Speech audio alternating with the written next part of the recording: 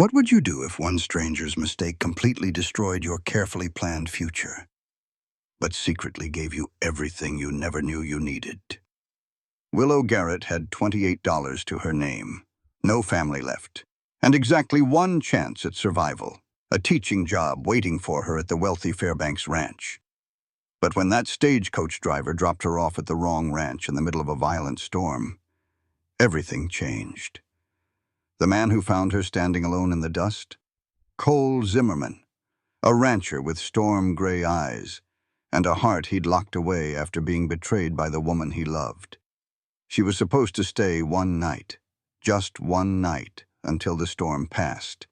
But when her original employer demanded she pay for damages she never caused, when his hired men showed up at Cole's door with threats, Willow realized that sometimes getting lost is the only way to find exactly where you belong. This is a story about second chances, unexpected love, and the beautiful truth that the wrong road can lead you to the right life.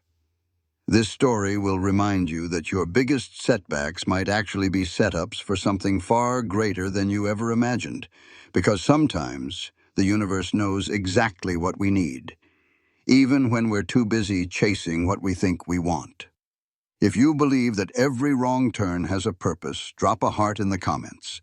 And if you're ready to fall in love with Willow and Cole's journey, hit subscribe and stay with me until the very end. Trust me, you won't want to miss how this story unfolds. The pounding of horse hooves on the cracked, dry ground came to a sudden halt, and Willow Garrett just stared. The sign swinging in the wind said Circle Z Ranch. That could not be right. The stage driver had dropped her, her trunk, and her bag at the completely wrong place, miles from where she was supposed to be. Then he just tipped his hat and vanished into a swirl of dust. The Montana Territory, back in 1883, was every bit as harsh as people had warned her. "Are you lost, ma'am?" A low voice cut through the silence behind her. Willow whipped around and found herself looking up at a tall man on a powerful chestnut horse. A wide-brimmed hat hid much of his face, but she saw a square jaw with a hint of stubble, and eyes the color of a gathering storm. "I suppose I am," she confessed, trying to smooth out her rumpled traveling dress. "I was supposed to be taken to the Fairbanks ranch. I am the new teacher for Mr. Fairbanks's children." With a smooth and easy motion that didn't match his size, the man swung down from his saddle. When he got closer, Willow could see the fine lines the sun had etched around his eyes, and the small, almost smile that tugged at one side of his mouth. "The Fairbanks place is a good 20 miles east of here," he told her, taking off his hat and revealing a head of dark, wavy hair. "My name is Cole Zimmerman. You happen to be standing on my property." "Willow Garrett," she introduced herself, holding out a gloved hand. "I am so sorry for trespassing, Mr. Zimmerman. Do you know if another stage will be coming by any time soon?" Cole's face changed as he looked toward the horizon where the sky was turning a dark gray. "Not for another 3 days. And there is a big storm blowing in." He looked her over for a second. "It seems you have landed at the wrong ranch, Miss Garrett." A knot of worry tightened in her stomach. "I am expected at the Fairbanks place today. They are going to worry when I do not show up." "Well, maybe it is the right mistake at the right time," Cole said, a real smile touching his lips now. "My sister-in-law just delivered her baby 2 days ago. She could sure use an extra hand.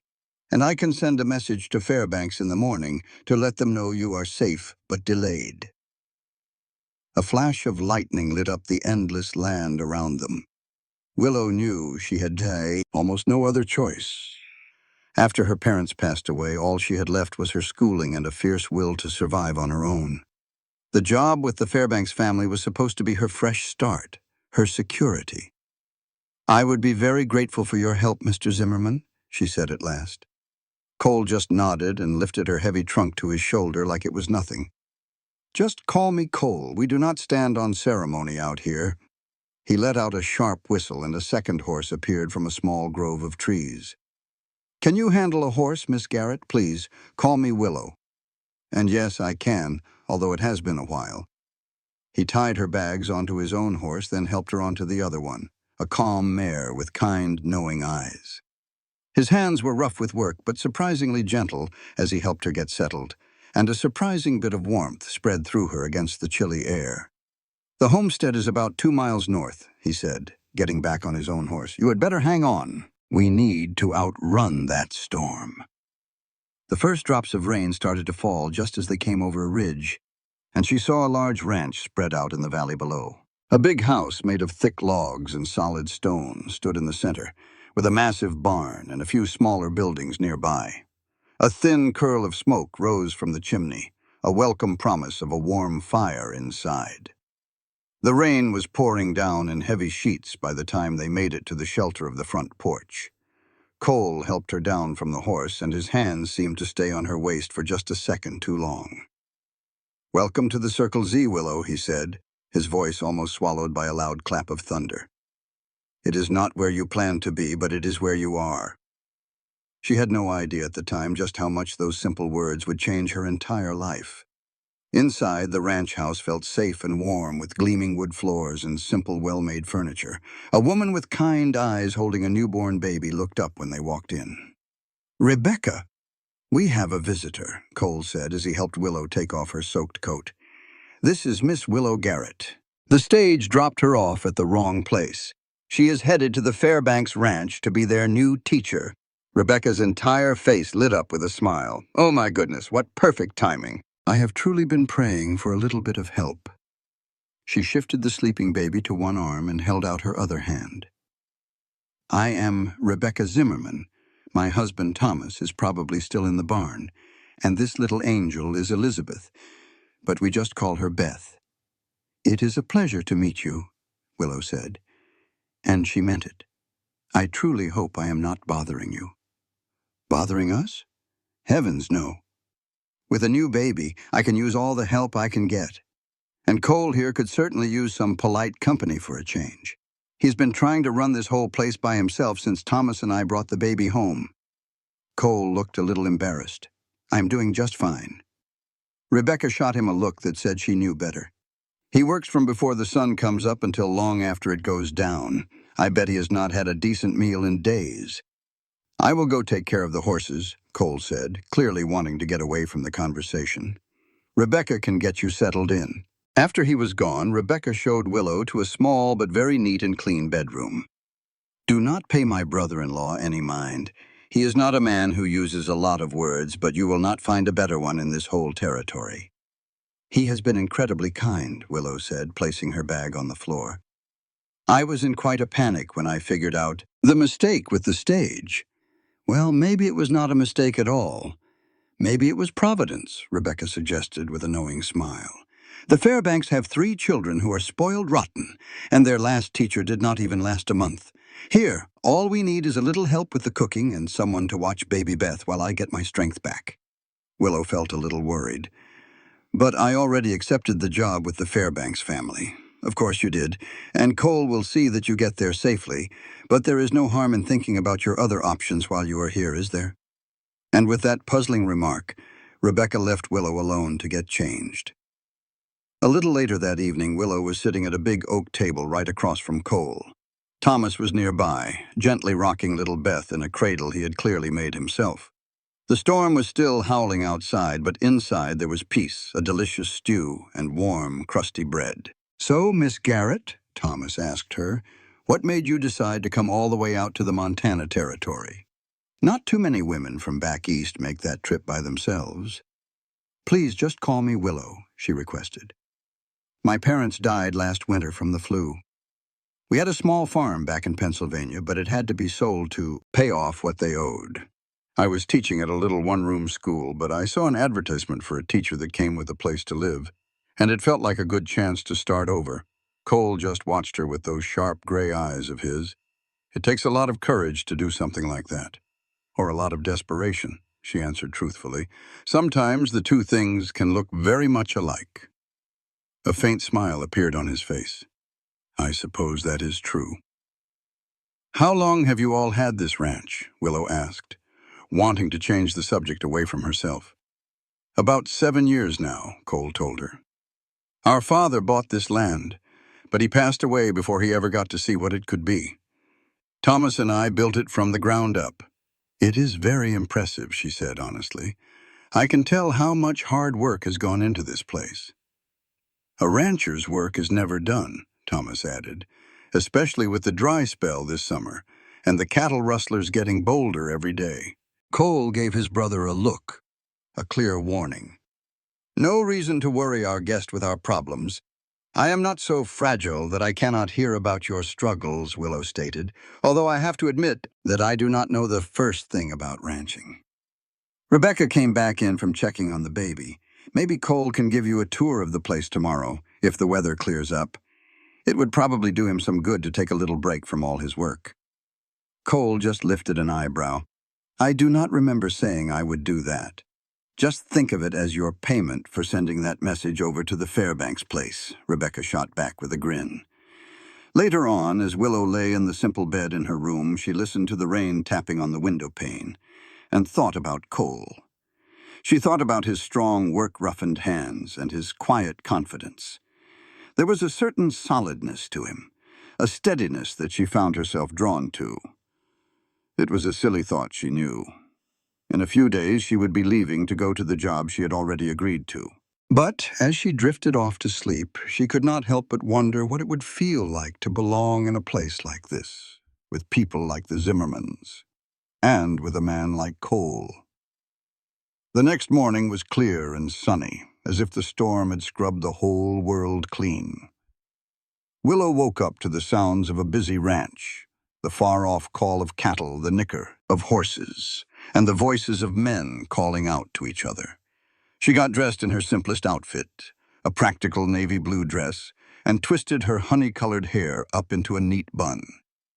When she went to the kitchen, she found Rebecca trying to make breakfast with one hand, while a fussy Beth was cradled in her other arm. Without saying a thing, Willow took the cooking utensils and started breakfast, letting the tired new mother take care of her baby.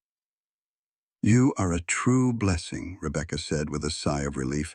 I had completely forgotten how much work a newborn can be. I am glad I can help, Willow said as she skillfully cracked eggs into a frying pan. My mother made sure I knew how to cook when I was young. Just then, Cole walked in, and his presence seemed to make the big room feel smaller. It was obvious he had already been working for hours, as his shirt was damp even though it was still early. He stopped in his tracks when he saw Willow standing at his stove. Good morning, she said, suddenly feeling a little shy under his intense gaze. Morning. He poured himself a cup of coffee and leaned back against the kitchen counter. I had one of the men take a message over to the Fairbanks Ranch for you, explaining the whole mess. He figures to be back by sundown with their answer. A funny sort of disappointment washed over Willow. Thank you. That is very kind of you.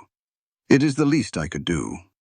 He paused for a beat, then said, If you are still game, I could show you around the place after breakfast. It is not much, but it will help the time pass. Rebecca gave Willow a knowing look right over the top of the baby's head. I would like that very much, Willow answered. Once breakfast was done, Cole led Willow out onto the porch. The air felt sharp and washed clean from the rain. The big Montana sky was a shade of blue so bright it felt like it could swallow you whole. It is just beautiful, she said, her voice barely a whisper, as she looked at the wide open grasslands that rolled up to meet the mountains in the distance. It is, he said, his voice full of a quiet pride. Different from Pennsylvania, I reckon. Completely. Our farm was only 50 acres, and most of that was woods. This just goes on forever. Cole steered her toward the barn where a few cowboys were getting ready for the day's chores. They all tipped their hats politely when Cole introduced Willow as a guest who was staying for a short while. This here is Eddie, my foreman, Cole said, pointing to a man with a face like old leather and kind eyes. He has been with us from the very start. A pleasure, miss, Eddie said with a nod. Do not believe a word the boss tells you about this ranch. About half of it is the truth, and the other half is just how he wishes things were. Willow was surprised by Cole's laugh. It was a deep, warm sound that completely changed his serious face. Eddie is the only one around here who is brave enough to talk to me like that. Well, somebody has got to keep your head from getting too big, Eddie shot back with a friendly grin. As they walked on, Cole showed her the corrals where the young horses were being broken in, the blacksmith shop, and the bunkhouse for the ranch hands who were not married. He explained how the ranch operated with a calm confidence, taking the time to answer all her questions. "How many head of cattle do you run?" she asked, as they passed by a large, fenced-in pasture. "About 1,500 head," Cole answered. "Not as many as some of the bigger ranches, but it is enough to turn a profit, so long as the weather plays fair and the prices stay up. And if they do not?" A shadow fell across his features. "Then we pull our belts in a notch and hope for better days." They stopped on a small hill that looked down over the main pastures. Cole gestured toward the east. "The Fairbanks property starts about 15 miles that way. His spread is 3 times the size of ours." Ambrose Fairbanks came to this country with money from back east. He bought up land from folks who were struggling to make it and built himself an empire. "You do not sound like you admire him much," Willow noted. Cole was silent for a moment. "I respect the ranch he built, but not the way he built it. And I do not respect how he treats the people who work for him." A little shiver of worry went down Willow's spine. The advertisement mentioned he had 3 children who needed schooling and looking after. He does. His wife passed on about 5 years back. The children, well, they have been through a whole string of governesses. None of them ever stays long. Why is that? Cole turned to look her straight in the eye. Fairbanks demands perfection from his children, from his workers, from everyone. He is not a man who forgives mistakes. The day suddenly felt a little less warm. "I see. I am not trying to scare you," Cole said, and his face softened. "I just want you to go in with your eyes wide open." They stood there quietly for a second, with the wind whispering through the tall grass all around them. Willow felt very aware of Cole standing next to her, so solid and reassuring. "Thank you for being so honest," she said after a moment. "I have learned it is always better to know what you are up against than to believe in pretty lies." Cole looked at her with a new kind of respect. "Not many people see it that way. My father used to say the truth is like strong medicine. It might taste awful going down, but it makes you well quicker than any sweet-tasting lie." A small smile played on his lips. "Your father sounds like he was a wise man." He was. Willow had to blink away a sudden rush of tears. The grief was still so new, and it could sneak up on her when she least expected it. Without saying anything, Cole pulled out a clean handkerchief and offered it to her. His simple act of kindness was almost enough to make her break down completely. "I am so sorry," she said, dabbing at her tears. "It is just hard sometimes. There is no need to apologize for missing the people you loved," he told her gently. "That hurt just proves that what you lost was real." Willow looked up at him, amazed by the deep understanding she saw in his gray eyes. In that instant, something changed between them, like 2 people recognizing a piece of themselves in the other. The quiet moment was shattered by a shout coming from the ranch house. Thomas was on the porch, waving them over. "Looks like we are wanted back at the house," Cole said. He offered her his arm with a surprising bit of old-fashioned courtesy. "Shall we?" Willow put her hand on his arm, feeling the firm muscle there through his shirt sleeve. "Yes, let's go." As they walked back, she could not stop thinking. Was she walking toward her destiny at the Fairbanks Ranch? Or had the stagecoach driver's mistake actually brought her right where she was supposed to be? When they got back to the house, Thomas was waiting with some news. "Ryder just rode in from Silver Creek. He says there is trouble over at the Fairbanks place. It seems the children set the schoolroom on fire right after their father hired a new governess just yesterday, when you did not arrive on schedule." Willow gasped and brought a hand to her mouth. "Good heavens! Was anyone hurt?" "No one was hurt, but there was a lot of damage," Thomas said. "The word is that Fairbanks is madder than a wet hen. The new governess has already quit." Cole's face grew stern. "Those children need a firm hand, not another teacher they can run off." "What does all this mean for me?" Willow asked, her future suddenly feeling very shaky. Thomas looked over at his brother. "Well, that is the tricky part. The writer said Fairbanks was cursing your name, blaming you for not getting there when you were supposed to. But that is not fair at all." "The mistake was the stage driver's," Willow protested. "Fairbanks is not known for being fair," Cole said darkly. Thomas, have Eddie and the boys keep their eyes peeled. If Fairbanks sends anyone over here looking for Miss Garrett, I want to know about it immediately." A chill ran through Willow even though the day was warm. Surely he would not do that. "Ambrose Fairbanks does not like to be made to look like a fool," Cole cut in, "and he has a habit of blaming his problems on other people. But I still need that job," Willow said, her practical side winning out over her fear. "I can explain what happened. I can convince him that I am up to the task." The two brothers shared a look that said more than words ever could. "Let's just wait for my man to get back," Cole suggested. "We should get the official story before you do anything." Willow agreed with a nod, but her stomach was tied in knots. She had exactly $28 left in the world.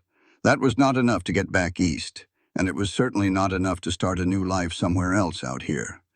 Rebecca called them inside for the noon meal, and the talk thankfully shifted to happier things. Cole talked about his plans to buy more cattle next spring, and Thomas described some new stalls he wanted to build in the barn.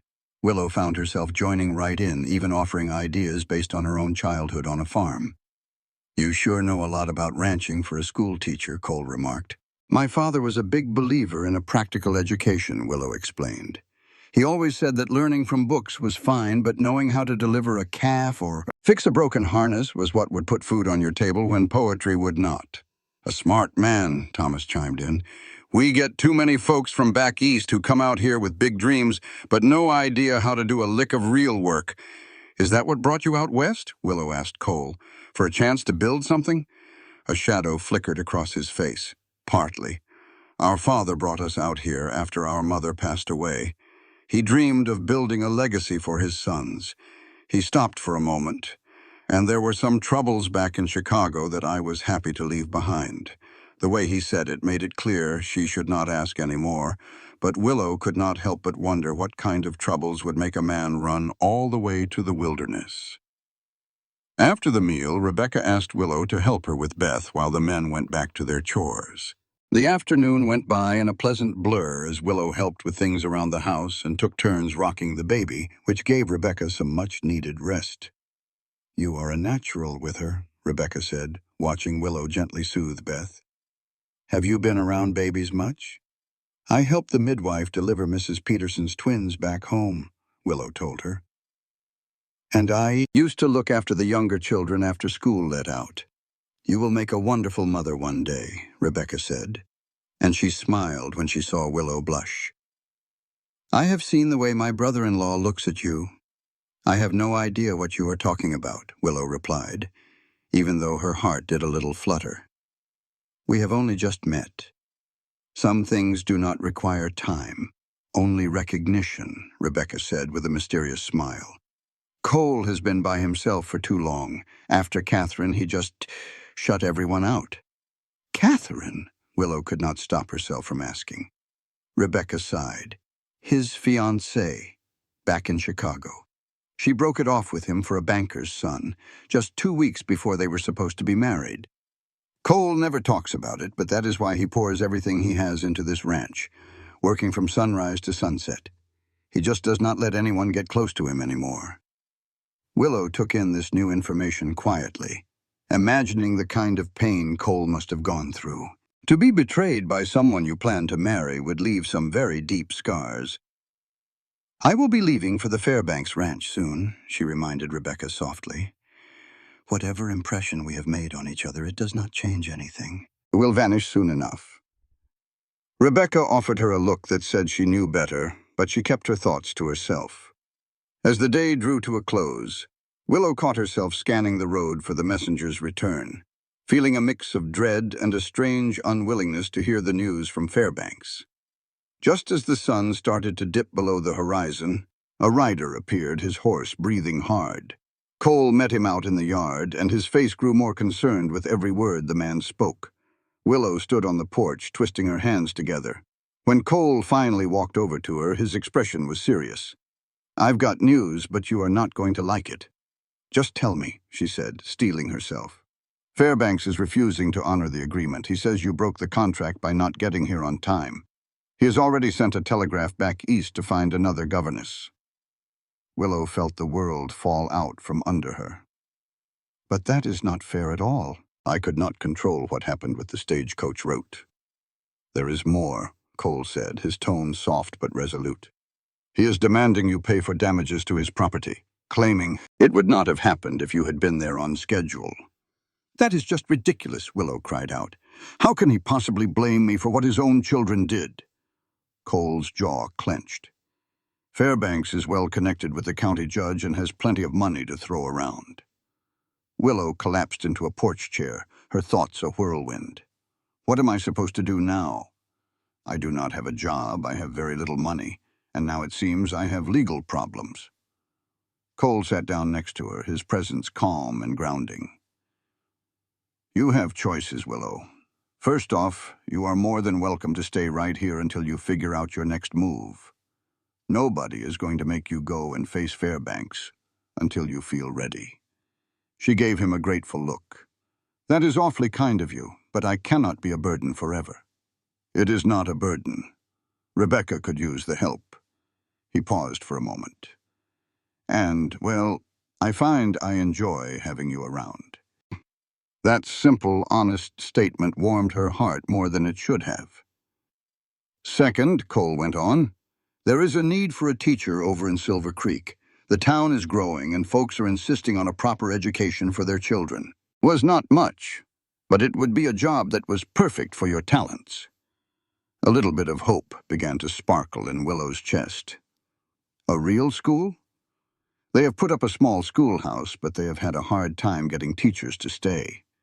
Most of the young women who head out west are searching for a husband, not a long-term job.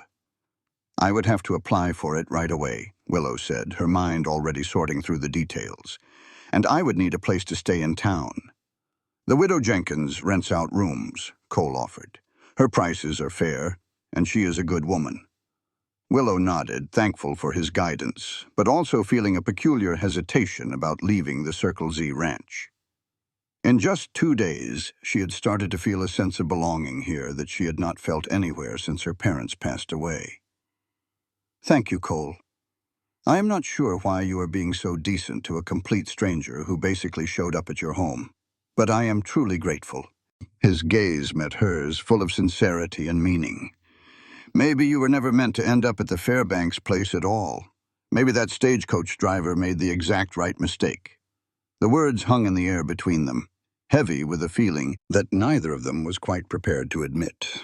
The following morning, Cole said he would take Willow into Silver Creek so she could ask about the teaching job. The little town was about 15 miles away from the ranch, a 2-hour ride at a steady pace. Are you certain you have the time to spare? Willow asked as they got ready to leave. I know how much work the ranch demands. Those cattle will be just fine without me for a day, he answered, giving her a hand up onto a gentle mare he called Daisy. Besides, I have to pick up some supplies and check on a couple of things in town anyway. Rebecca gave Willow a farewell hug and whispered, Do not be in such a hurry to leave us. Some chances in life only knock once. The journey to Silver Creek was lovely.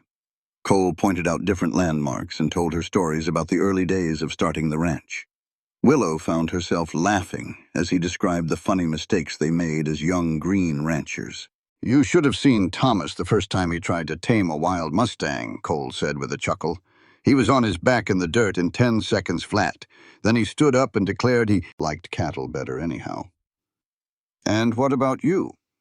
Were you a natural with horses? She inquired. A small smile touched his lips. Not exactly, but I was too bullheaded to give up. That horse and I went at it for 3 whole days before we came to an understanding. A stubborn streak can be a good thing in the right situation, Willow remarked. It is what got me through some tough patches, Cole confessed, though some folks might just call it being plain mule-headed. Silver Creek appeared as they came over a rise, a small but thriving town set in a valley alongside the very creek it was named for. A single main street with wooden buildings was the heart of the town, with homes scattered around it. The steeple of a white church rose above everything else, and next to it was a smaller building that Willow figured had to be the schoolhouse. As they rode down the main street, Willow saw that people greeted Cole with real respect and friendship. It was clear he was well regarded in this community. The town council holds its meetings in the back room of Jenkins' General Store, Cole said, pulling his horse to a stop in front of a big wooden building. Mayor Thompson ought to be in there right about now. Inside the store, a stout man with a grand set of whiskers glanced up from a book, his face lighting up when he saw Cole. "Zimmerman, it is good to see you. What can I do for you today?" "Mayor Thompson, I would like you to meet Miss Willow Garrett," Cole said with a touch of formality. "She is a skilled teacher from Pennsylvania, and she is interested in the school position." Mayor Thompson's thick eyebrows shot up as he looked Willow over. "Is that a fact? Well, now, that is some mighty fine timing. The council just got another earful from the Millers about their kids running wild without any schooling." Willow stepped forward with confidence. "I have taught children of all ages for the last 3 years, sir. I am skilled in mathematics, literature, history, and the natural sciences." "And what brings a lady like you all the way out to Montana Territory, Miss Garrett?" Willow told him her story honestly, but she left out the messy details, with Fairbanks just saying that the job she had come for had not worked out. The mayor stroked his whiskers, thinking it over. "We can offer you $30 a month, and you would get a small room connected to the schoolhouse. The term would begin in 2 weeks. The pay was less than what Fairbanks had promised, but it did not come with the trouble of living under his roof. Even better, it would be her very own classroom where she could teach the way she thought was best." "I would be very grateful for the opportunity, sir," Willow said with genuine feeling. "Well then," Thompson said with a broad smile, "let us call a quick meeting of the school board for this afternoon. It is just a formality, really. We have been in desperate need of a good teacher." When they walked out of the store, Willow was buzzing with excitement. "I can hardly believe it all happened so fast. In 2 weeks I will have my own school." Cole's smile seemed a little distant. "I'm happy things are working out for you." They used the next hour to look at the schoolhouse. It was a plain, one-room building with rows of desks, a teacher's desk up front, and a small living space attached with a bed, a stove, and a washstand. "It is just perfect," Willow declared, tracing her hand over the chalkboard. "It is simple, but it has everything I need." "You will be happy here?" Cole asked, his eyes fixed on her. "I truly think I could be," she answered truthfully. "Teaching is what I love to do, and having my own classroom has always been my dream." Their next stop was the widow Jenkins, who happily agreed to rent Willow a room for the 2 weeks before school began. "It will be good to have another woman in the house," the older lady said with a kind smile. "There are too many rough-edged men in this town, and not enough of a woman's touch." By the middle of the afternoon, the school board had gathered and officially given Willow the job. As she and Cole rode back toward the Circle Z, she felt a mix of pure joy and a surprising touch of sadness. "I cannot possibly thank you enough for all your help," she said to Cole. "If that stagecoach had not brought me to the wrong ranch, I might still be dealing with Fairbanks's temper with no job and no options." "The right mistake at the right time," Cole said quietly, reminding her of what he had said at their first meeting. "Though I have to admit, I am. It is getting tough to be happy about you leaving so soon." That honest confession sent a flutter through Willow's chest. "I have become quite attached to this ranch," she answered cautiously, "and to everyone here." Cole pulled back on the reins of his horse, shifting in the saddle to look right at her. "Willow, I am not a man for fancy speeches or courting rituals. This kind of life does not leave much room for that, but I need you to know something. In just a short time, you have made me consider futures I had long since written off." Willow felt her breath catch in her throat. "Cole, I am not asking for a thing," he added quickly. "You have that teaching job in Silver Creek, and I respect it. I just needed to say that the gate at the Circle Z is always open for you, whether for a visit or—" He let the thought hang in the air. Willow was at a loss for words. Her sensible side warned her not to make any quick decisions based on a rush of emotion. But a deeper part of her knew that what was blossoming between them was incredibly rare. "I would like that, a visit," she finally said, "and maybe you could ride into town from time to time." A slow grin worked its way across Cole's face. "I reckon I will be finding all sorts of new reasons to visit Silver Creek from now on." They rode on toward the ranch, a silent understanding crackling in the air between them. As they crested the last hill that overlooked the Circle Z, Cole abruptly threw up a hand, signaling for Willow to halt. "Something is not right," he said, his voice low and tight, his gaze locked on the homestead below. Willow looked where he was pointing and saw several horses she did not recognize hitched up out front of the main house. Even from this far off, she could feel the tension in the air. "You stay put," Cole commanded, his tone becoming hard as steel. "If trouble starts, you ride for Silver Creek as fast as you can and get Sheriff Miller." "Cole? Who is that down there?" Willow asked, a note of fear touching her words. "I see Fairbanks's foreman," he answered grimly, "and he brought some hired guns with him."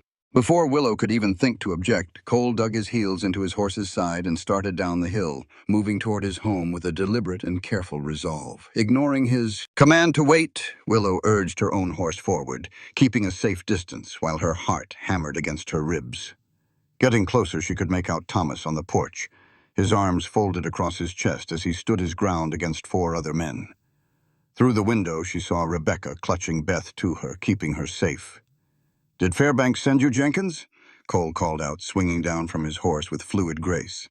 A tall, lean man with a face like worn leather turned around slowly.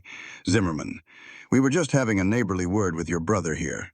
Seems a certain school teacher has up and vanished." "Miss Garrett is not missing," Cole said in a level voice. "She is right here, and she is under my protection." Jenkins's cold gaze flickered over to Willow, who had reined in her horse a ways back. "Mr. Fairbanks would like to speak with you, ma'am.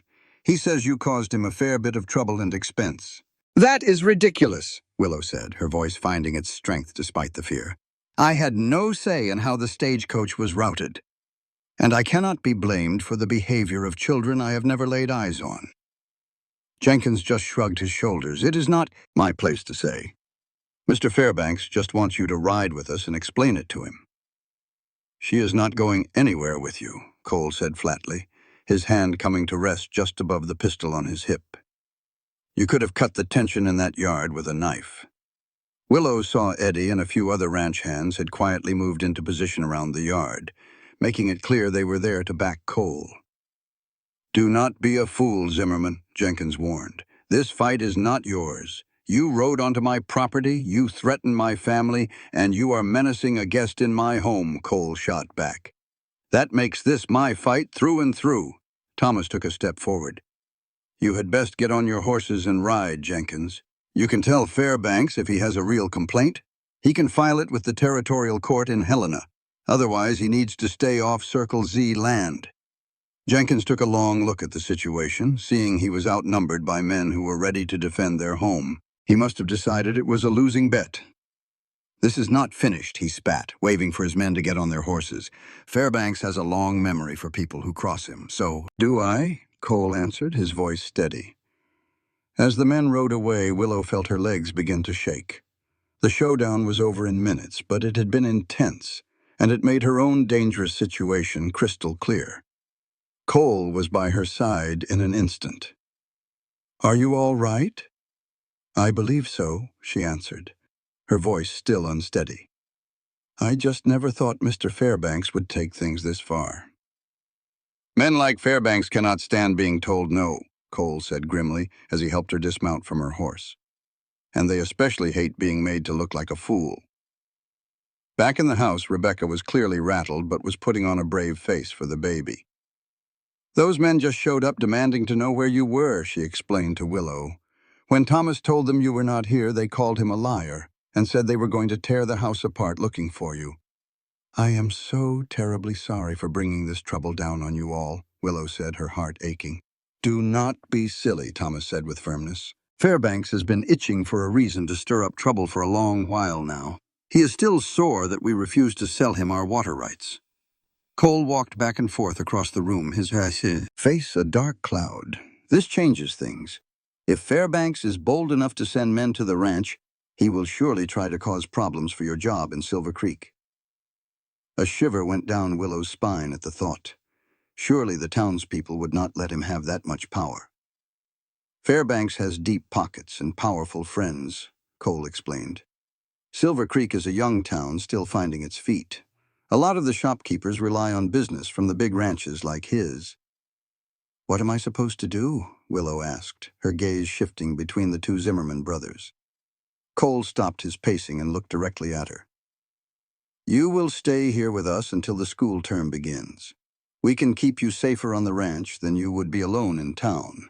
When the time comes, I will personally see to it that you are settled safely in Silver Creek. The offer was a great relief. 2 more weeks with Cole protected from whatever Fairbanks might try next. But still, Willow hesitated. I cannot ask you to put your family in more danger, she said, and I refuse to act like I am hiding. That would just make me look guilty of whatever nonsense Fairbanks is accusing me of. She has a point, Thomas agreed with some reluctance. You cannot solve these sorts of troubles by running from them. Cole's jaw set hard, but he gave a slow nod. All right, then. We will meet it head on. Tomorrow we will all ride into Silver Creek. You will meet with the school board again and tell them exactly what happened. If they publicly support you, it will be much harder for Fairbanks to make a move. And what if they do not? Willow asked, her voice barely a whisper. Then we will figure out something else, Cole said.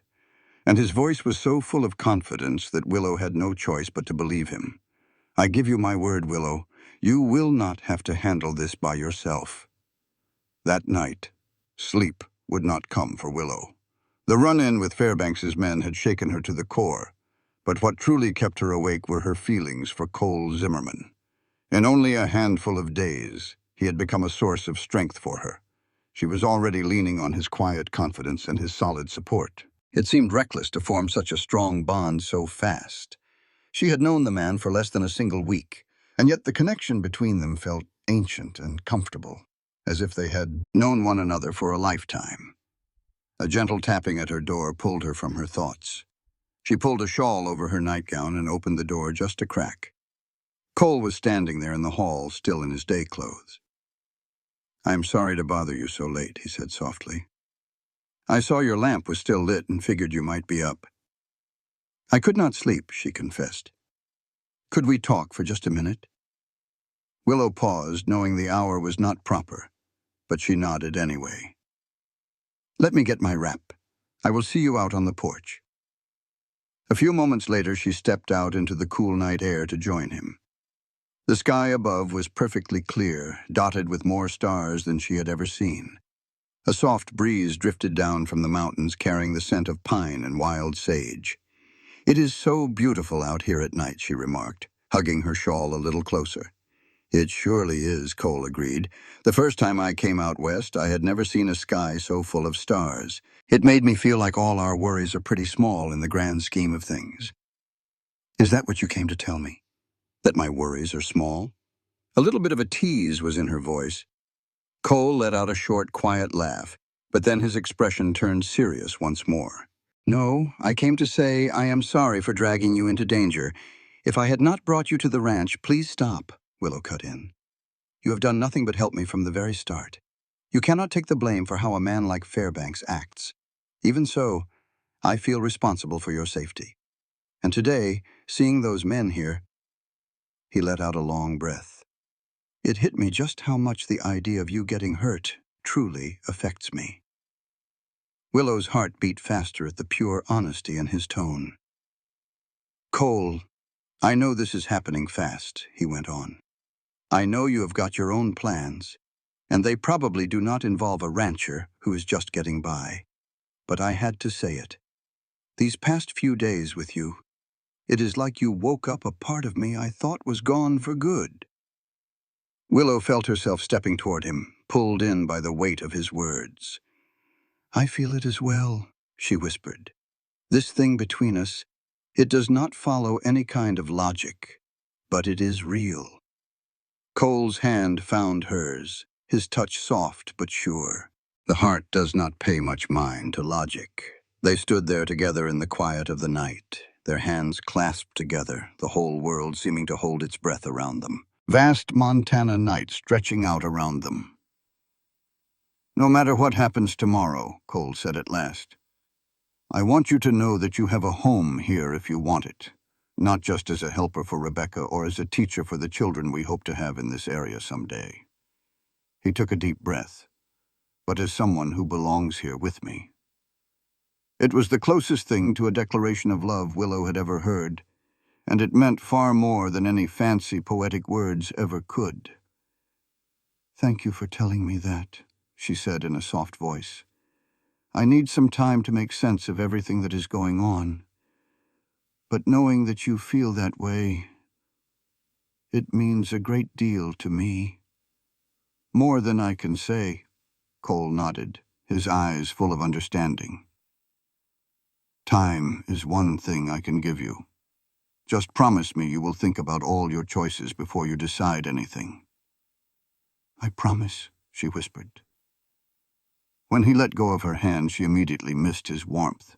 But something new had been formed between them, a hint of a future, a possibility that was seen but not yet taken. As she walked back to her room, Willow knew that for the first time since losing her parents, she was starting to think beyond just surviving. Mere survival. She was thinking about something more, like finding happiness, a place to belong, and maybe even love. The next morning dawned with clear skies, bringing with it a fresh sense of purpose. Willow chose her best dress, a simple blue cotton outfit with a white collar and cuffs. She pinned up her hair in a way she hoped looked both capable and respectable. Cole was already in the kitchen holding a warm cup of coffee. His eyes lit up with appreciation when she walked in. "Well, now, you look ready to take on a whole room of school board members," he said with a small smile. "I sure hope so," she answered, taking the coffee he offered her. "I've been thinking all night about what to say. I need to be honest about the whole mess with Fairbanks, but without making it seem like I'm shirking my duties." "Just be yourself," Cole advised. "Your character speaks for itself." After they finished breakfast, they set out for Silver Creek, riding side by side down the trail that was now getting familiar. This time, though, 2 ranch hands rode along with them. It was a precaution Cole insisted on after what happened the day before. Silver Creek was already a hive of activity when they rode into town. Cole led them straight to Mayor Thompson's office, which was sitting right above the bank. The mayor looked mighty surprised to see them again so soon. "Miss Garrett, Mr. Zimmerman, I wasn't expecting you back for another couple of weeks.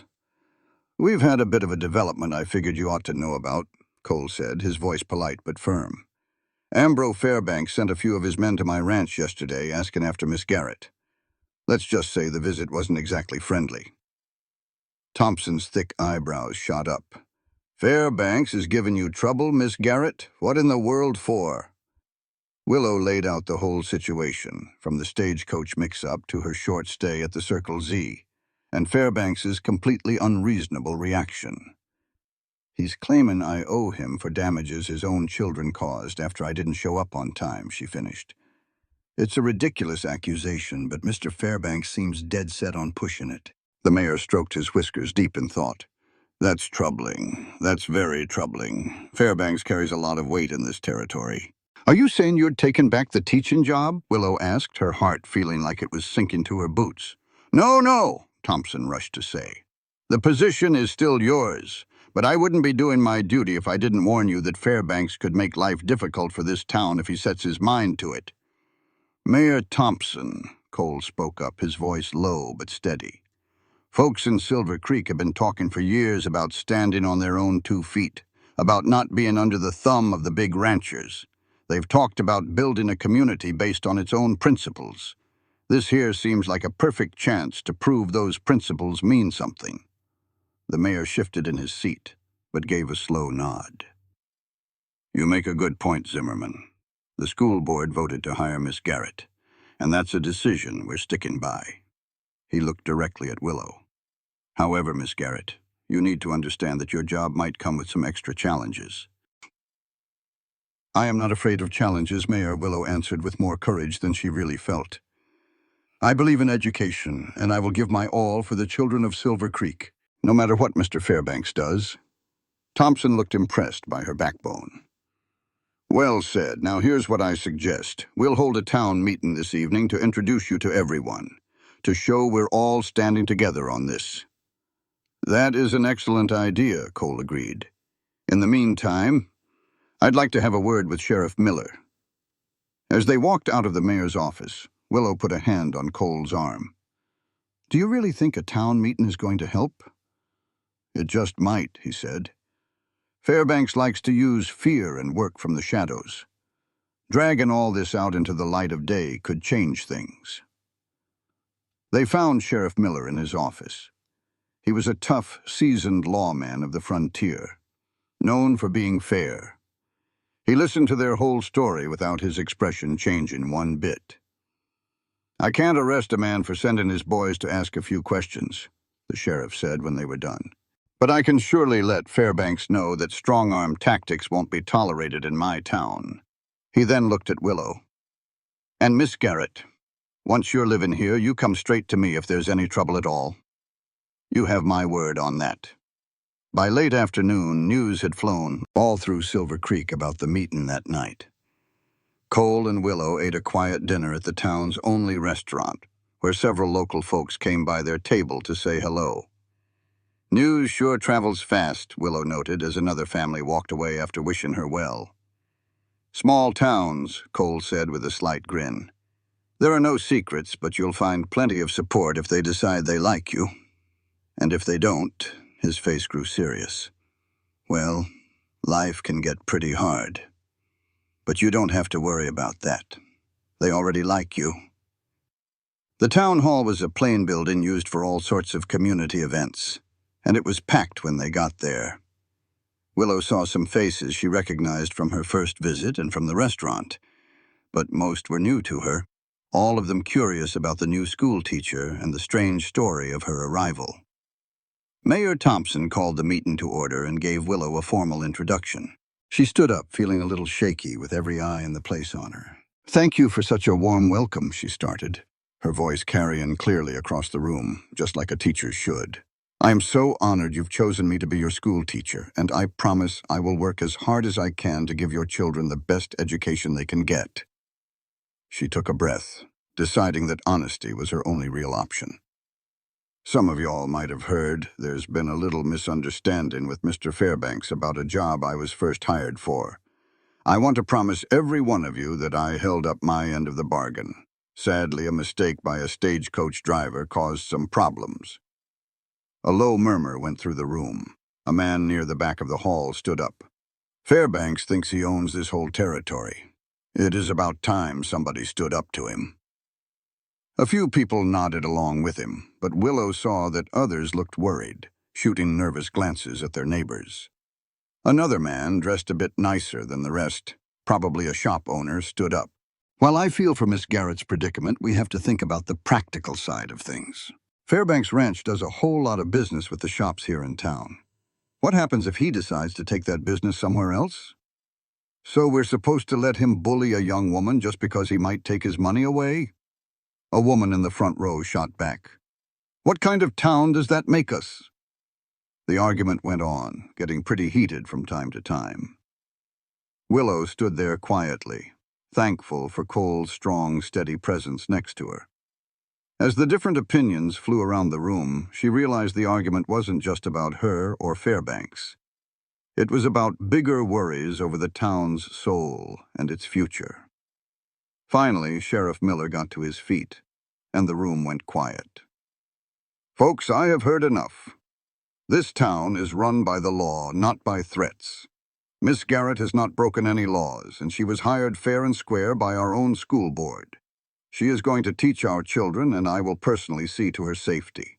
If Fairbanks has a real complaint, he can take it through the proper legal channels." His firm words seemed to put the whole issue to rest. Mayor Thompson wasted no time in closing the meeting, letting everyone know that school would start right on schedule in 2 weeks' time. As folks began to leave, a good number of them paused to give Willow a personal welcome. A kind-faced older woman said her name was Mrs. Peterson from the Ladies' Aid Society. "We will be putting together a little get-together for you next week," she said with a warm smile, "and you let us know if there is anything at all you need for your place. We surely want you to feel welcome here."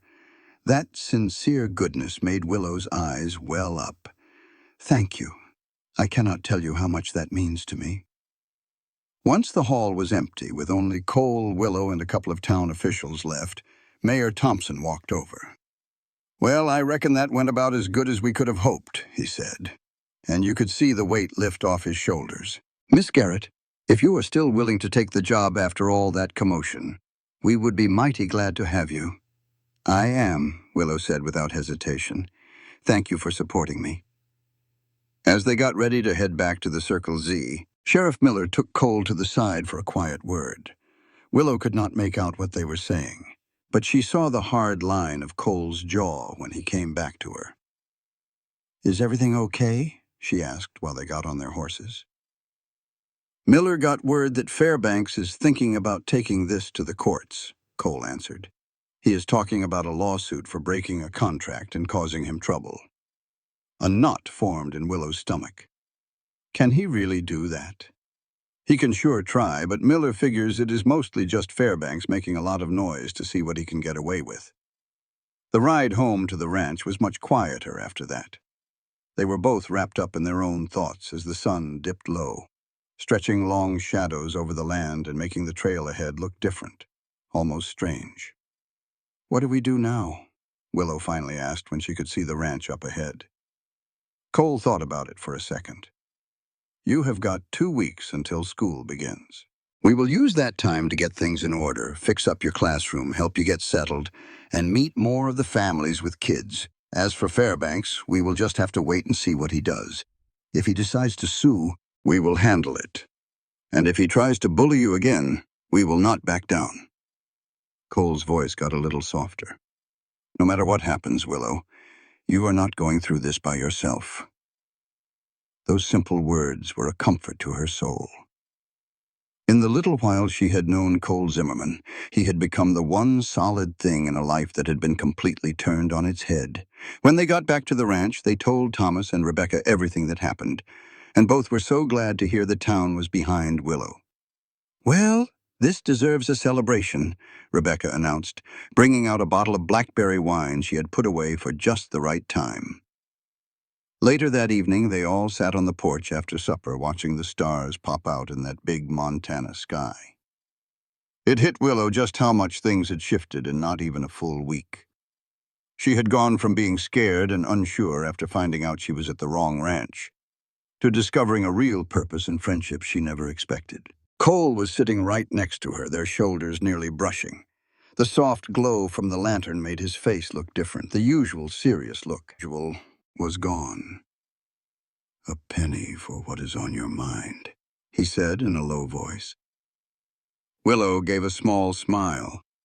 "I was just thinking how fast your whole life can turn around. A week ago, I was on that coach, worried sick about meeting Mr. Fairbanks and his children. Now I am getting ready to teach all the children in town and have somehow landed in the middle of a fight over land I do not even understand." "Any regrets?" Cole asked, his tone careful and even. She turned and looked straight into his eyes. "Not a single one. Even with all the trouble, I feel like this is exactly where I am supposed to be." The next week settled into a routine that felt right and comfortable. Every morning, Willow helped Rebecca with chores around the house and played with little baby Beth. Then in the afternoons, Cole would ride with her into Silver Creek so she could get the classroom ready and meet the families of the children she would be teaching. That little schoolhouse became something they built together. Cole was busy fixing the old desks and putting up new shelves for books, while Willow sorted through the small pile of textbooks they had and made her own lessons. "You have a real knack for this," Cole remarked one afternoon, watching her neatly write out the alphabet on big cards. "For teaching? I mean, this is more than just work for you, is it not?" Willow glanced up and her eyes were shining. "Oh, no, it is so much more. Learning changed everything for me. My folks were just plain farmers, but they believed in books. My daddy learned to read all on his own with a Bible and a farmer's almanac. He was set on making sure his little girl had a better chance at things." "He would be mighty proud of you," Cole said gently. "I surely hope so." She ran a finger over the card she was making. "Sometimes I just wonder if I'm doing right by them. They gave up so much for me. You are honoring them by being the kind of woman who helps other people. I would say that is the very best way." Their eyes locked for a moment, and a feeling moved between them. It was a mix of understanding and respect, and something else that was growing that neither of them had the words for yet. The days slipped into a pleasant rhythm, but just under it all, you could still feel the strain. They had not had any more run-ins with Fairbanks or his crew, but word was going around town that he was for sure getting a lawsuit ready. Sheriff Miller sent a message that the official papers had been sent to the court, but nobody knew exactly what they said yet. "I just wish he would come out and say what he wants," Willow said one night as they were riding home. "This not knowing is harder than just dealing with the problem head on." "That is what he wants," Cole told her. "He wants to keep you guessing, get you worried enough that maybe you will slip up or just quit to make it all stop." "Well, then he does not know me at all," Willow answered, and there was a surprising fire in her voice. "I am not one to give up." Cole's smile was a mix of respect and fondness. "I am starting to see that about you." As more days went by, Willow felt pulled in two different directions. She was still so excited about teaching, but the idea of moving away from the Circle Z and away from Cole was becoming more. It was a tough thing to wrap her mind around. They hadn't spoken another word about the feelings blooming between them, but every look they shared, every time their hands brushed while working side by side, it just confirmed what her heart already knew. 3 days before she was set to move to Silver Creek for good, Willow was in the schoolhouse by herself, tidying up her desk when the door creaked open. She was expecting Cole, who'd gone to the general store for some supplies, so she looked up with a smile that vanished right off her face. Ambrose Fairbanks himself was standing in the doorway, a tall, imposing man in a fancy suit that looked all wrong for a frontier town. His cold eyes sized her up with a kind of calculating interest. "Miss Garrett, I suppose," he said, taking off his hat. "I figure we have some business to discuss." Willow's heart started to pound, but she kept her face as calm as a pane of glass. "Mr. Fairbanks, I wasn't aware you came out to Silver Creek much." "I usually don't, but you've stirred up a situation that needs my personal attention." He took a step deeper into the room, his eyes sweeping over it with a disdain he barely tried to hide. "So, this is where you've decided to practice your profession instead of the comfortable job I offered you." "The job I was kept from taking by things I couldn't control," Willow corrected him, her voice firm. Mr. Fairbanks's lips drew into a tight line. "A mighty convenient story. But the fact is, Miss Garrett, you signed a contract that you did not honor. My children were left without any proper supervision, and that led to some significant damage to my property. With all due respect, sir, your children's behavior is not my responsibility when I wasn't even there. The stagecoach driver made a mistake and dropped me at the wrong place. And yet you decided to stay at the Zimmerman Ranch instead of making your way here immediately," he shot back smoothly. "An interesting decision, to say the least." Willow stood up a little straighter. "There was a terrible storm, as you might remember. Mr. Zimmerman gave me shelter and promised he would send a message to you, which he did first thing the next morning." "Ah, yes, Zimmerman." The way Fairbanks said the name was full of contempt. "I hear you've gotten quite close with him." The insinuation made Willow's cheeks flush with heat, but she wasn't about to take his bait. "Mr. Zimmerman was good enough to help me find another job after you unfairly let me go. Now, if you'll please excuse me, I have work to do before school starts." Fairbanks didn't budge. "I've filed a lawsuit against you, Miss Garrett, for breach of contract, negligence, and damages that add up to $300. That amount, more than she could make in almost a whole year of teaching, sent a chill right through her, but she held her ground. "That is ridiculous, and you know it. No court in its right mind would find me responsible for damage your own children caused." "Maybe not," he admitted with a cold smirk. "But can you afford the lawyers to defend yourself? The many trips to Helena for court dates? The damage this could do to your good name during a long, drawn-out legal fight?" The sheer, calculated cruelty of his plan was stunning. He knew good and well she did not have the money to fight him, even if she would win in the end. "What is it you want, Mr. Fairbanks?" she asked him straight out. "Simply what I'm owed," he answered. Payment for the damages and a public apology where you admit you failed to live up to your contractual duties. And if I say no, then I will use every legal tool I have, no matter how long it takes or how much it costs, he added. For you, that is. For me, it is a tiny expense. Before Willow could even think of a reply, the door opened again. Cole was standing there, taking in the whole scene in a single look, his face darkening when he recognized Fairbanks. "Is everything all right here, Willow?" he asked, his gaze locked on Fairbanks. "Mr. Zimmerman," Fairbanks said, his voice smooth as butter. "How opportune. I was just laying out the legal consequences of Miss Garrett's actions for her." Cole stepped fully into the room, moving to stand right beside Willow. "Is that what you call it? Sounds more like intimidation to me." "Merely a factual report of the situation," Fairbanks shot back. "Though I'm not surprised you'd see it that way. Your family has always struggled to understand the concept of property rights." Cole's jaw clenched, but he kept his voice steady. "If you have a legitimate legal issue, you can take it up with your lawyer. Otherwise, I suggest you leave Miss Garrett to her work." Fairbanks put his hat back on his head with slow purpose. "Very well. I will be on my way. But Miss Garrett," he added, his eyes like ice, "you think hard about my offer. You have until the end of the week to decide if you want to settle this or face what's coming." After he was gone, Willow sank down into her chair, a slight tremor in her hands. $300, she whispered. He might as well have asked for the moon. Cole knelt down beside her, gently taking her hands into his. What exactly did he say? She told him the whole story, watching Cole's face get grimmer with every word. "He can't win a case like that," Cole said when she was done. "No judge would ever hold you responsible." "But he doesn't have to win, Cole," Willow replied. "All he has to do is keep it going until I run out of money to fight him." He pretty much admitted that was his whole plan. Cole got up and started pacing the little classroom. "There has to be some way to beat this. Short of me finding $300 that I don't have, I just don't see how." "What if you had it?" Cole asked, stopping suddenly. "The money?" Willow looked up, completely surprised. "What are you talking about?" "I mean, what if you could just pay him what he's demanding?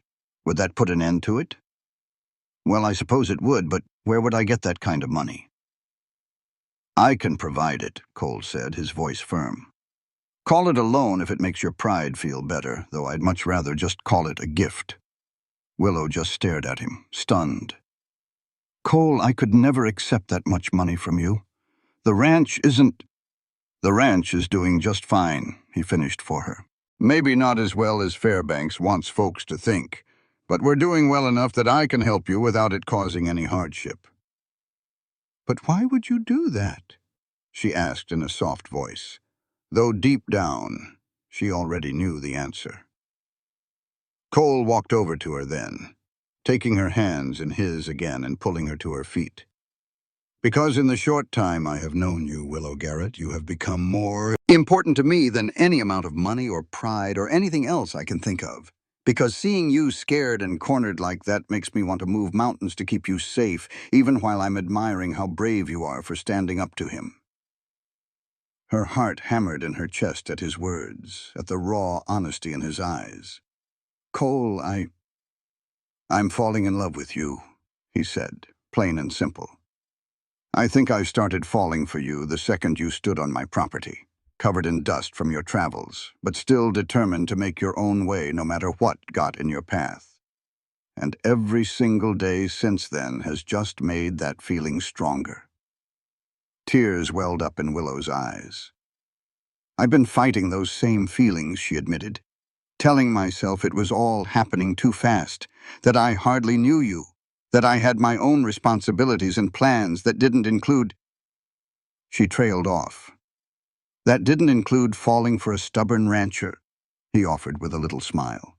"Yes," she laughed softly through her tears, "though I have been completely and utterly unsuccessful at talking my heart out of it." Cole's hand came up to gently cup her face. "Then maybe it is time we both stopped fighting it." When his lips finally met hers, Willow felt like her entire life had been a long road leading straight to this one moment. Every tough break, every sad loss, every single choice had brought her right here to the Montana Territory, to the wrong ranch on a stormy night. The kiss was gentle but sure of itself, a promise and a question, all rolled into one. When they finally broke apart, Cole rested his forehead against hers. "I don't want to rush you into anything, Willow. I know how much you value your independence and your teaching. I am not asking you to give any of that up." "Then what are you asking?" she whispered. "Just that you let me help you with this now. And that you think about a future where we face whatever comes our way together, whether it is bullies like Fairbanks, or winter blizzards, or anything else this life decides to throw at us." The sincerity in his voice resonated deep inside her. This wasn't some reckless declaration from a man carried away by the moment. It was a thought-out offer from someone who knew exactly what was in his own mind and heart. "I will accept your help," she said at last, "but not as a gift or a loan, as an investment in our future together. Because I am falling in love with you too, Cole Zimmerman, and I want the future you are describing." The pure joy on his face was all the answer she needed, but he confirmed it with another kiss, one that was deeper and full of promise. Their moment was cut short when the schoolhouse door creaked open again. Sheriff Miller was standing there, looking a bit awkward about what he had just interrupted. "Pardon me for intruding," he said, clearing his throat. "I saw Fairbanks hightailing it out of town and just wanted to be sure everything was all right here." Cole kept his arm securely around Willow's waist as they turned to the sheriff. Fairbanks came to threaten Miss Garrett with a lawsuit if she did not pay him $300 for imagined damages. Miller's weathered face wrinkled with concern. "That man is... well, I have some information that might be of interest to you both.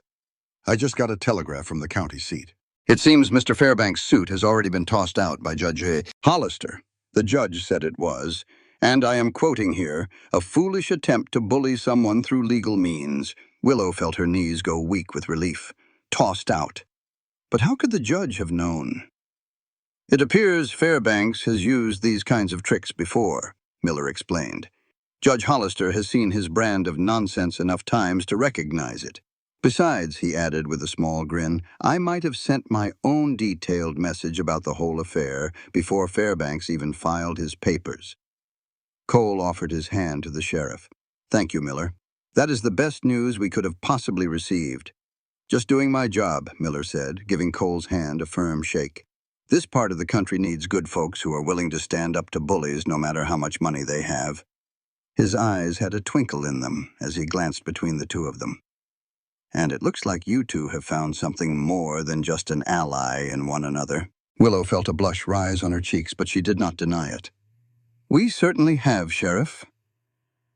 After Miller left, vowing to let everyone in town know about the lawsuit's dismissal, Cole and Willow walked hand in hand down the main street of Silver Creek.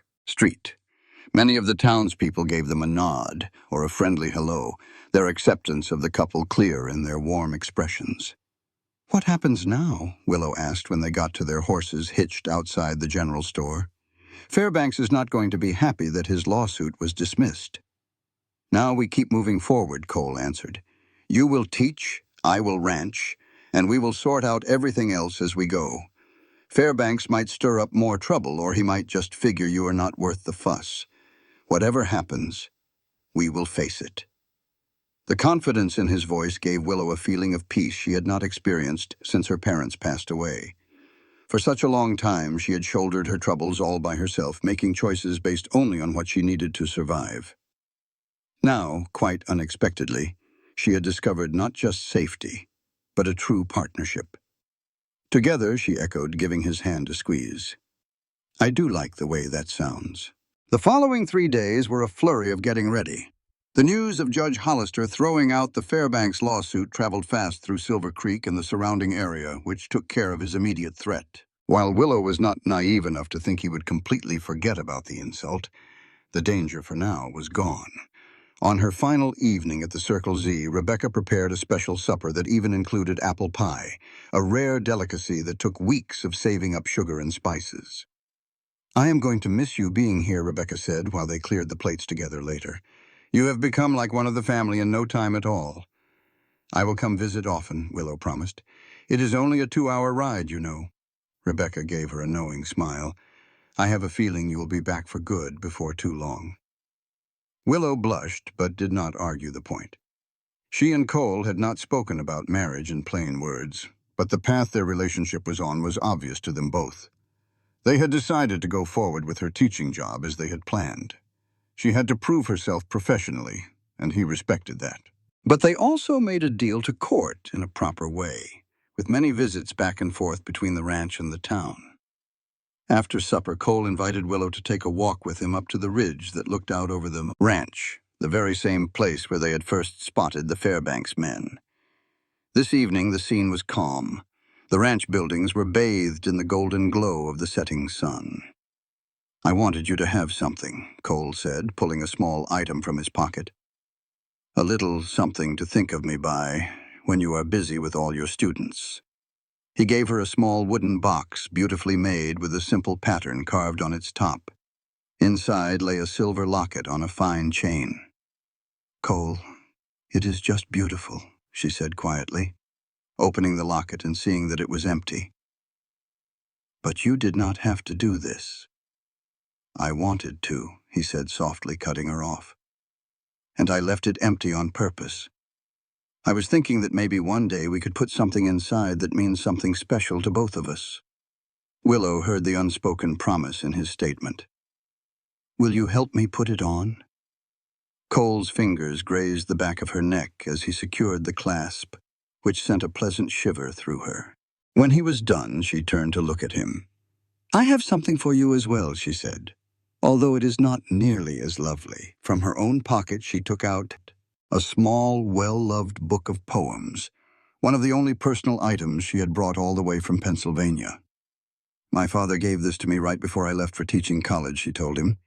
It has given me a lot of comfort when times were tough. I have marked a page that makes me think of you, of us. Cole accepted the book gently, opening it to a spot marked by a pressed wildflower.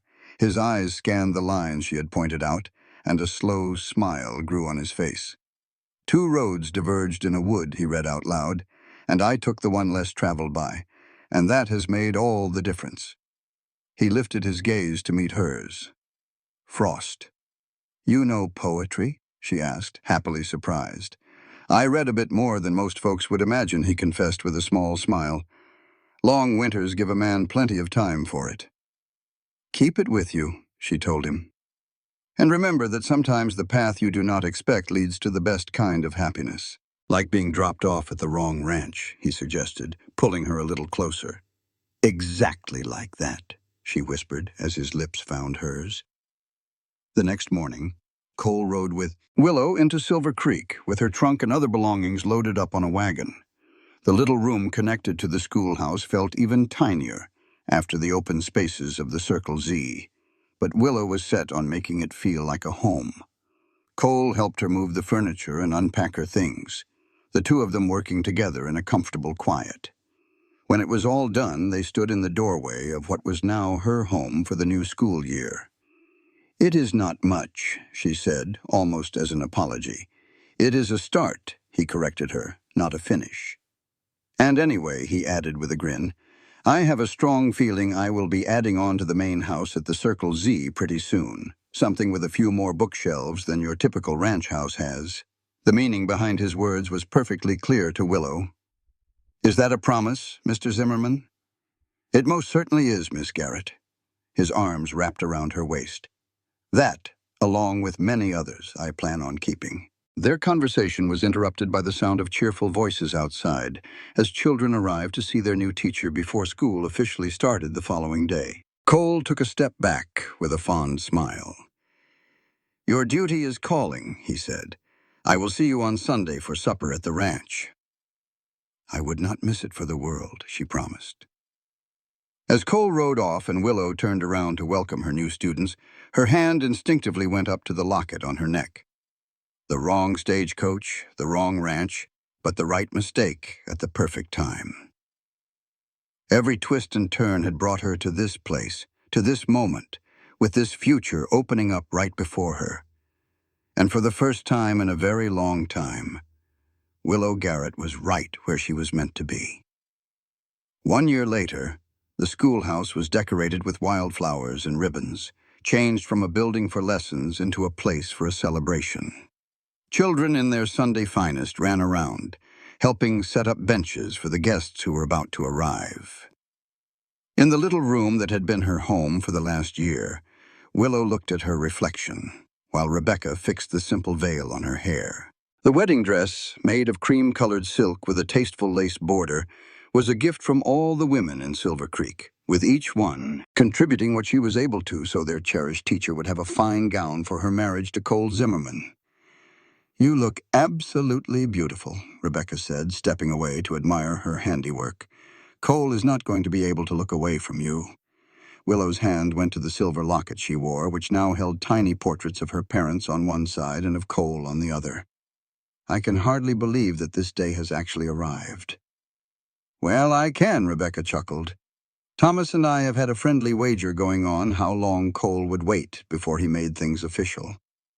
I have to admit, a whole year of courting showed an impressive amount of self-control for my brother-in-law."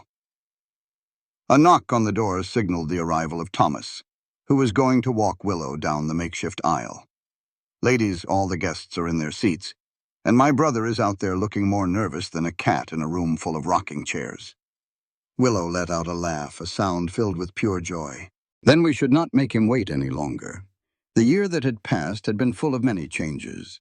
Willow had certainly proven herself as Silver Creek's teacher, and she had earned the respect and fondness of her students and their parents. Cole had grown the Circle Z's business, adding a small horse breeding operation that was already making a name for itself all over the territory.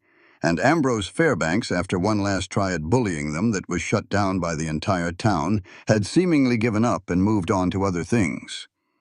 Through it all, the bond between Willow and Cole had only gotten deeper and stronger. Their separate duties meant they couldn't see each other every day, but the time they spent apart just made their reunions that much sweeter. Cole never once missed a Sunday dinner at Widow Jenkins' boarding house, where Willow had moved after her first month living in the schoolhouse, and Willow spent every single weekend out at the Circle Z. Now, as Thomas offered her his arm and guided her into the schoolhouse's main room, Willow's heart just about burst with gratitude for the strange series of events that had led her to this very moment. The little room was packed to the gills. It looked like every single person from Silver Creek, plus a whole lot from the nearby farms, had shown up to see their teacher marry the well-liked rancher. Mayor Thompson, who it turned out had been ordained a minister many years ago, was at the front, ready to start. But all Willow could see was Cole, standing there, waiting for her. The hard-working lines on his face were completely smoothed over by a look of such complete happiness it brought tears to her own eyes. He had swapped his usual work clothes for a brand-new suit, and his dark hair was combed just right. But his eyes, those stormy gray eyes that had caught her from the very start, they were the same, and they were full of love and conviction. When Thomas put her hand into Cole's, Willow knew that every single thing in her life, every choice, every struggle, and every bit of happiness had brought her right to this spot. "Dearly beloved," Mayor Thompson started, and his voice filled the quiet room.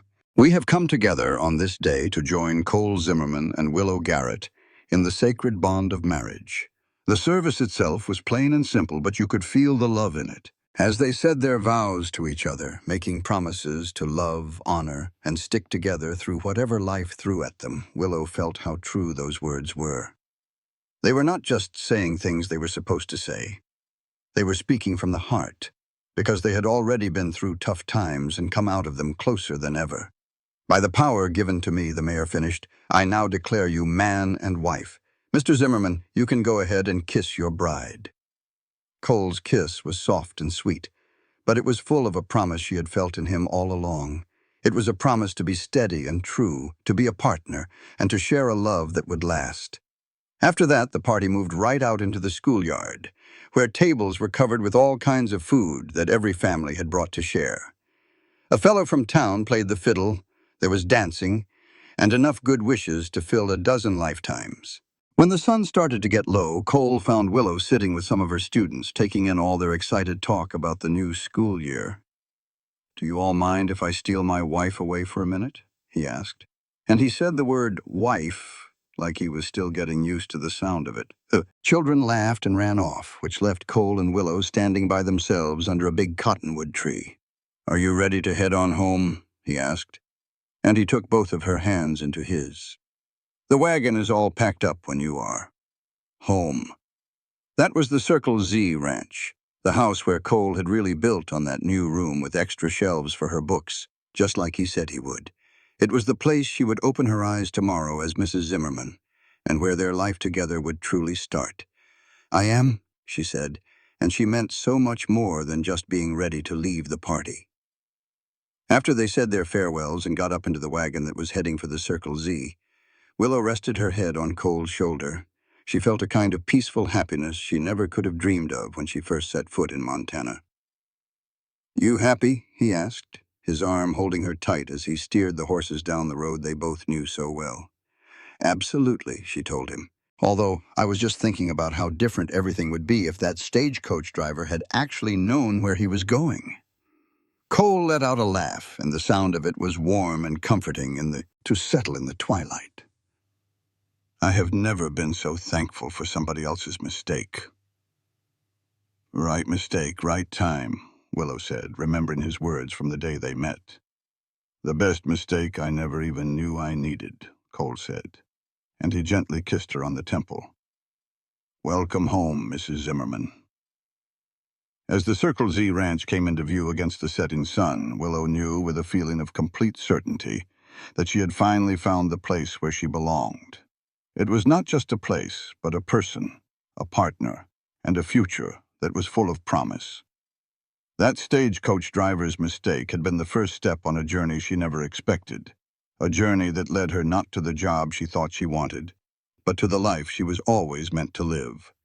And just as Cole had told her on that first day, when she stood there lost and confused at the gate to his ranch, it was indeed the right mistake at the right time. 5 years later, the autumn sun cast long shadows across the Circle Z ranch as Willow Zimmerman stood on the porch, watching a small figure on horseback, following carefully behind Cole in the corral. Way out in the distant pasture, she could still make out the determined little shoulders of 4-year-old James. He was focused hard on steering his pony just the way his daddy had shown him. "That boy is improving every single day," Rebecca remarked, stepping onto the porch with baby Sarah nestled in her arms. "Cole swears he was born in the saddle, just like his father," Willow replied with a smile full of pride. "Though he also demands a story every night, so I reckon he got a little something from his mother, too." The last 5 years had certainly brought some big changes to the Circle Z ranch. They had built another addition onto the main house, not only for Cole and Willow's growing brood — James now had a 2-year-old sister, Emma — but also for the school that was now held on the ranch 3 days a week. After 2 very good years as the teacher in Silver Creek, Willow had come up with a plan that let her keep teaching while living at the ranch full-time. Now children from the faraway homesteads came to the Circle Z for their schooling, while the kids in town still went to the Silver Creek schoolhouse where Willow's own former student, Miss Abigail Parker, was now her assistant teacher. The whole setup worked out wonderfully for everybody. Ranch kids who never had much chance for an education were getting regular lessons. At the same time, Willow could follow her love for teaching while being a wife to Cole and a mother to their children. At first, Cole had been worried that turning a part of the barn into a school might get in the way of ranch business, but he could not have been more wrong. As it turned out, a few of his own ranch hands had started coming to evening classes to get better at their reading and numbers, which had made the ranch's bookkeeping a whole lot better. "Mama, look at me," James shouted, making his pony do a careful turn all by himself. "You're doing so well," Willow called out, waving her hand proudly. "Remember to sit up straight and tall." Seeing her son and her husband out there together always filled Willow's heart with a deep and quiet thankfulness. Cole had turned out to be the finest father a person could imagine, full of patience and love, and committed to teaching his children the things that mattered most to him: honesty, a good day's work, and a deep respect for the land and everyone who worked on it. Their marriage had seen its share of troubles, like all marriages do. The drought 2 summers back had tested the grit of every soul on the ranch, and the heavy snows last winter had cut them off from the world for nearly 3 weeks. But they weathered every storm together, and their bond just grew stronger with every problem they overcame. "Are y'all about ready for the big party tonight?" Rebecca asked, switching baby Sarah to her other hip. "Thomas figures half the county is coming. The decorations are all up and the food is almost done," Willow answered. "I do still think Cole is making a bigger deal out of this than is necessary." Rebecca just laughed. "Honey, 5 years of marriage is absolutely something to celebrate, and you know Cole will use any excuse to get friends and neighbors together for some good cooking and music." And that was the truth. Over the years, Cole had slowly let go of some of his quiet nature. He was still a man who preferred doing things to talking about them, and he never went looking for attention, but he had built a reputation for hospitality that brought folks to the Circle Z for reasons that went beyond business. As evening began to settle, the guests started to roll in. There were families from nearby homesteads, cowboys from the neighboring ranches, and merchants and townspeople from Silver Creek. The yard quickly filled up with the sounds of laughter and conversation, and the rich, delicious smells of a feast cooking over open fires. Everywhere Willow looked, she saw a friendly, familiar face. There was Sheriff Miller, retired now, but a man who was still looked up to all over the territory. Mayor Thompson and his wife had come, and they had become such dear friends. Even Eddie, who used to be Cole's foreman, and now had his own little ranch, came back for the party with his wife and their little boy. What warmed Willow's heart the most, though, was seeing her former students.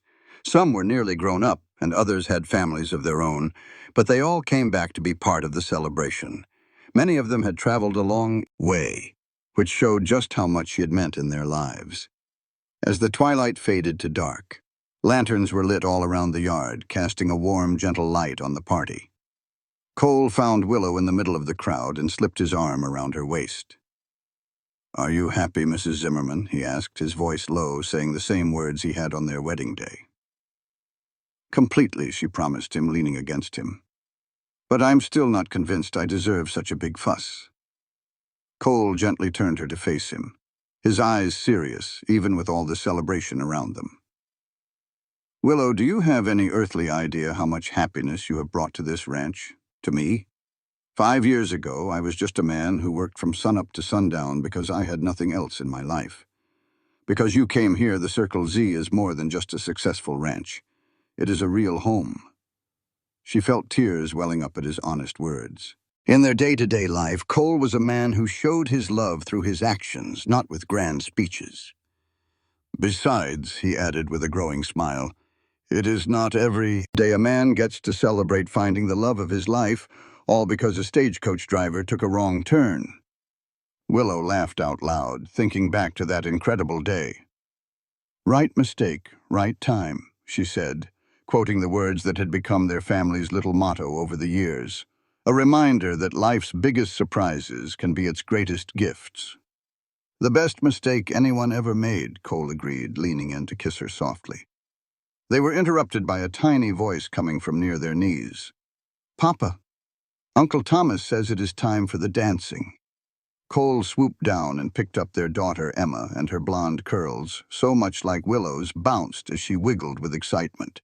"Well then, we had better not keep everybody waiting, should we, Princess?" The three of them went to join the crowd that was gathering in a cleared space in the yard, where a small band of local musicians was tuning their instruments. Cole handed Emma to Rebecca, then turned to Willow with a very formal bow. "May I have this dance, Mrs. Zimmerman?"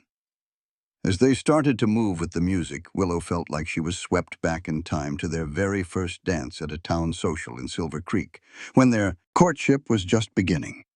And every single touch felt like a new discovery. The comfortable familiarity they had now had not made that magic fade one bit. Instead, it had made it deeper, filling every moment with the richness of a shared past and a perfect understanding of each other. Later on, while the party swirled around them, Cole led Willow away from the noise to a quiet place near the corral. It was the exact same spot where he had first shown her the ranch on that tour so many years before. "I have something for you," he said. and he pulled a little box from his pocket. Inside was a tiny, beautifully made silver charm for her locket, shaped like a little book. "For the teacher who changed everything," Cole explained softly. "Not just for our children or your students, but for me." Willow opened her locket, where the small portraits of her parents and Cole had been joined by the silhouettes of James and Emma. "It is perfect," she said, watching as Cole carefully hooked the little charm onto the chain. "I was thinking," he said as they stood together under the star-filled Montana sky, "about how it is something else to think how different my life would be if that stagecoach fella had known his way around." "Mine too," Willow agreed. "I would likely still be wrangling the Fairbanks children, assuming I lasted longer than the ones before me, and I would still be a lone wolf rancher, dead certain that Catherine's betrayal meant I was better off by myself." Willow touched his cheek, real gentle-like. "We would have missed out on a whole heap of good things." "That is what I keep thinking on," Cole admitted. "How we might have just passed each other by without a second glance. It makes a man thankful for every wrong turn and every little mistake, for all the messy parts that somehow led us right where we needed to be."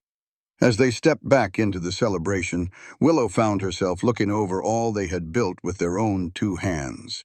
It was more than just the bigger ranch house or the cattle operation doing so well, or even the school. It was the whole community they had nurtured. The Circle Z was now a place for folks to come together, a place for learning and for celebrating, a home not just for their own kin but for anyone who needed one. And it all kicked off because of one simple mistake. A stagecoach driver who dropped her off at the wrong spread on a stormy evening. In the grand scheme of things, it was such a tiny error, yet, Lord, it changed the course for so many folks. Later that night, when the party had wound down and their children were sleeping sound, Willow and Cole stood on the porch of their house. They had their arms wrapped around each other as they stared up at the endless Montana stars. "Thank you," Cole said in a low voice, "for staying that first day, for giving us a chance. Thank you for calling it the right mistake at the right time instead of just sending me on my way," Willow answered. "You saw a possibility where other people might have only seen a heap of trouble." As they turned to go inside their home, hand in hand and with their hearts full, Willow reckoned that maybe there are no wrong turns after all, just different roads to get to where you are meant to be.